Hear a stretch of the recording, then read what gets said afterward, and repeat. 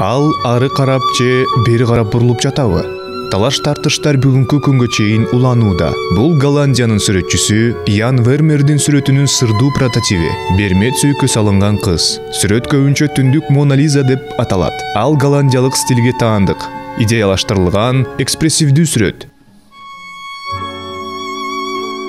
Бермет сүйкөсү бар кыз сүйкүмдүү, Вермеердин аткаруусундагы татаал сүрөт. Бирок бул сүрөт анын башка чыгармаларынан байкалган сюжеттик көрүнүштөрдөн айырмаланып турат.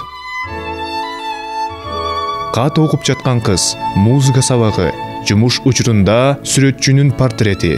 Бул сүрөттөрдүн бардыгы жалгыздык сезимин берет.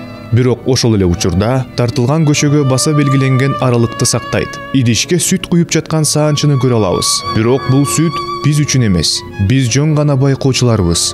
Вермеердин чыгармаларындагы терең ойлонулган композиция тең салмактуу гармонияны көздөйт. Вермеер перспектива жана ракурсту жакшы билет.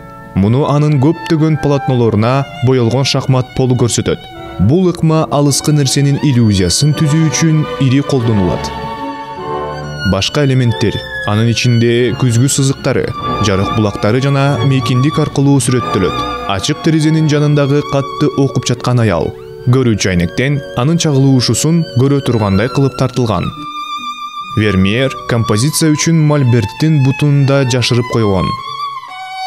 Ушундай элементтердин жоктугу Бермет сүйкөсү бар кыз сүрөтүн жандандырат.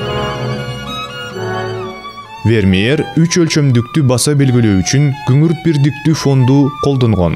Сүрөттүн каарманы театрлаштырылган окуялардын бир бөлүгү болуунун ордуна психологияга байланыштуу суроолорду жаратат. Анын тикке кароосу жана бөлүнгөн эриндери бир нерсе айткысы келгендей көздү өзүнө тартып турат.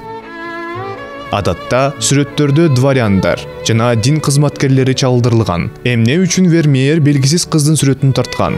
17-кылымда Дельфт шаары, жалпы Нидерланды сыяктуу эле католик чиркөөсүнүн башкаруучу аристократиясына каршы чыккан. Испания өкмөтүнө каршы 80 жылдык көтөрүлүштөн кийин Голландия автономиялуу республика идеясын жактырган. Падыша менен дин кызматчыларын ыйгарым укуктары Дельфт шаарына жайылган жок. Ошондуктан Вермеер жана башка сүрөтчүлөр салттуу колдонуучуларынан айрылышты. Бактыга жараша Голландиянын Ост-Индия компаниясынын натыйжасында ишке ашырылган бизнес жаңылык Голландиянын экономикалык чөйрөсүн өзгөрттү. Соодагерлер тобу пайда болуп, аны менен кошо жаңы типтеги меценаттар да пайда болду. Каржыланган сүрөттөрүндө орун алууну каалашкан соодагерлер орто класстын темаларын артык көрүшкөн. Тааныш буюмдар менен толтурулган, алардын үйүн эске салган мейкиндик. Мисалы, Вермеер сүрөттөрүндө болгон карталар соодагерлер арасында модалуу жана практикалуу деп эсептелинишкен. Анын аркасында голландиялык живопистин алтын доору гүлдөп өскөн. Бермет сүйкөсү бар кыздын чыгыш селдеси дагы соодагерлердин прагматизмине басым жасайт. Бермет байлык белгиси чындыгында апыртылган. Вермеер мындай көлөмдөгү чыныгы Берметти ала алган эмес. Бул Бермет сыяктуу лакталган калай сүйкө болсо керек.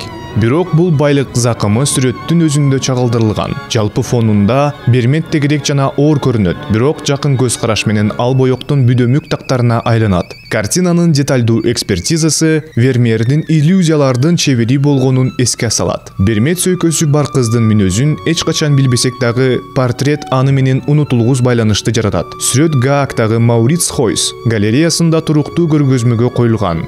Сүрөт терең жана жумшак, табышмактуу. Ал экономика, саясат жана сүйүү жөнүндө заманбап көз караштын жаралышын билдирет.